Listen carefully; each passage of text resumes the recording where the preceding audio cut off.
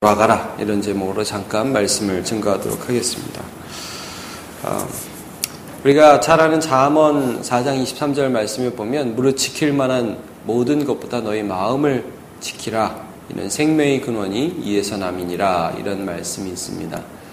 이 씨 뿌리는 비유는 사람의 마음에서 일어나는 일들을 네 가지 밭의 비유를 통해서 예수님이 말씀하시는 것입니다. 그래서 길가와 같은 마음이 있고 돌밭과 같은 마음이 있고 또 가시덤불과 같은 마음이 있고 좋은 땅과 같은 마음이 있어서 말씀이 떨어질 때 어떨 때 열매가 맺혀지는가 마음이 중요하다.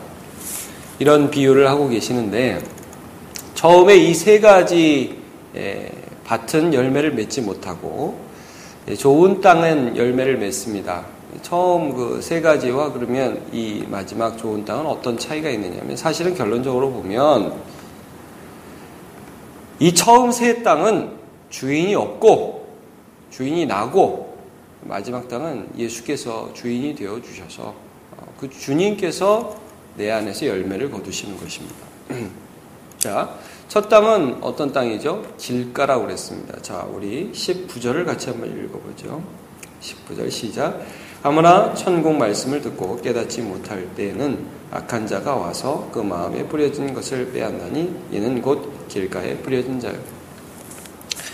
그러니까 말씀이 떨어지면 우리가 그 말씀을 받아서 그 말씀대로 사는 것 같은데 사실은 그렇지 않습니다. 내 안에서 일하시는 성령님께서 계시고 예수께서 계시기 때문에 그것들이 열매를 맺는 것이죠. 악한 자가 그를 그냥 놔두지 않는다는 거예요. 주인이 없는 자가 가장 위험한 것입니다. 여러분, 우리가 그 앞장을 한번 보시겠습니까? 12장. 43절부터 45절까지. 43절부터 45절까지. 마태복음 12장. 같이 한번 보죠. 시작. 더러운 귀신이 사람에게서 나갔을 때 물 없는 곳으로 다니며 쉬기를 구하되 쉴 곳을 얻지 못하고 이르되 내가 나온 집으로 돌아가리라 하고 와 보니 그 집이 비고 청소되고 수리되었거늘 이에 가서 저보다 더 악한 귀신 7을 데리고 들어가니 거기서 그 사람의 나중 형편이 전보다 더욱 심하게 되니라. 이 악한 세대가 또한 이렇게 되리라. 네, 여기 보면 주위에서 볼 구절이 44절입니다. 이에 이르되 내가 나온 내 집으로 돌아가리라 하고 와서 보니 그 집이 비었다 그랬습니다. 귀신이 와서 보니까 그 집에 주인이 없어요.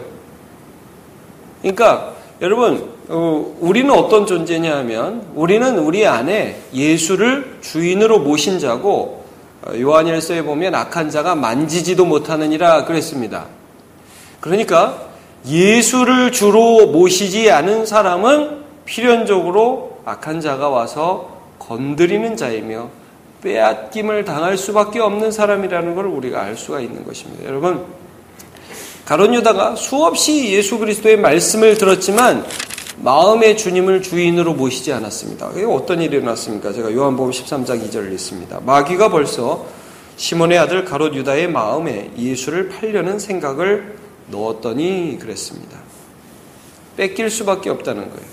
그러므로 여러분, 이 마귀에게 마음에 여러 가지 말씀이 들어오건 어떤 생각이 들어와도 뺏길 수밖에 없는 것은 믿지 않는 사람에게 일어날 수밖에 없는 일입니다. 그러므로 오늘도 저와 여러분은 예수를 믿을 때에 그 믿음 안에서 마귀를 대적하시기를 축복합니다.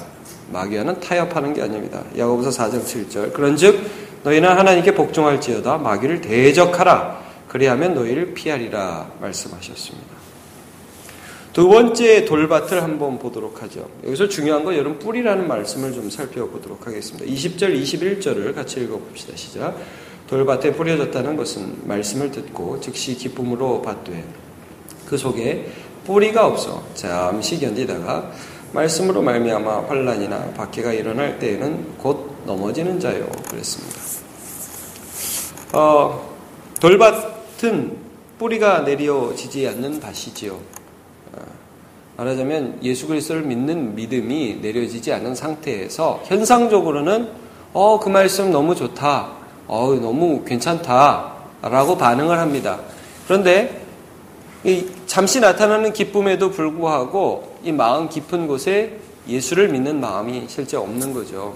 그러다 보니까 어떤 현상이 일어납니까? 말씀으로 인한 환난이라고 그랬습니다. 말씀으로 인한 박해라고 그랬습니다. 여러분, 예수를 믿기 때문에 가족 중에 믿지 않는 사람이 박해를 할 수 있습니다. 예수를 믿기 때문에 그 믿음을 지키기 위해서 내가 살아가는 현실에서 어려움을 당할 수 있습니다. 그럴 때에 뿌리가 없기 때문에 넘어지고 믿음 전체를 부인하는 자. 이게 뿌리가 없다는 거죠. 예수 믿는 믿음이 없다는 거죠. 그러면 밖에 다 넘어지고 자빠진다는 거예요. 그러면 여러분, 우리 뿌리 있는 사람, 믿음을 가진 사람은 어떻게 되죠? 박해가 오고 어려움이 오면 오히려 더 예수께 가죠. 왜냐하면 뿌리가 거기로 가라고 하거든요. 여러분, 시편 1편에 의인은 어떤 사람으로 묘사합니까? 시냇가에 심은 나무라고 그랬습니다. 그 잎사귀가 마르지 않고 시절을 따라 과실을 맺는다. 예레미야 17장 7절을 제가 한번 읽겠습니다. 그러므로 무릇 여호와를 의지하며 여호와를 의뢰하는 그 사람은 복을 받을 것이라. 그는 물가에 심어진 나무가 그 뿌리를 강변에 뻗치고, 자, 다시 한번 읽습니다. 그는 물가에 심어진 나무가 그 뿌리를 강변에 뻗치고 더위가 올지라도 두려워 아니하며 그 입이 청정하며 가무는 해에도 걱정이 없고 결실이 그치지 아니함 같으니라. 여러분, 예수를 믿고 예수가 주인인 사람은 환난이 오면 넘어지고 자빠지기도 합니다만 반드시 그 때에 이런 음성을 듣습니다. 기도하라고 하시는구나. 하나님 지금 부르고 계시는구나. 이게 넘어지고 자빠질 일이 아니라 기도할 일이구나. 여러분, 뭐라고 말씀합니까? 성경에 염려를 하라고 그래요? 하지 말라고 그래요?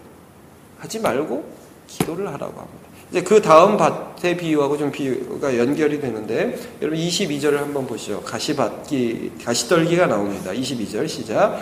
가시떨기에 뿌려졌다는 것은 말씀을 들으나 세상의 염려와 재물의 유혹에 말씀이 막혀 결실하지 못하는 자요.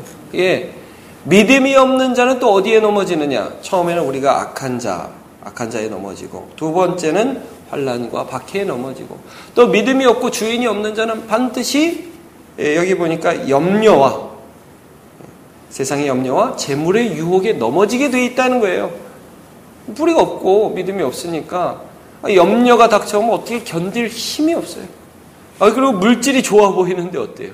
그게 너무 좋아 보여가지고 예수님을 내려놓게 된다는 말씀입니다. 이게 주인이 없는 자의 특징이고, 여러분 예수 안 믿으면 그렇게 될 수밖에 없다는 거예요. 이겨낼 재간이 없습니다. 자, 염려는 우리가 받아들일 게 아니라 물리쳐야 될 거라는 거예요. 성경 어디를 봐도 염려해라 그런 구절은 없습니다.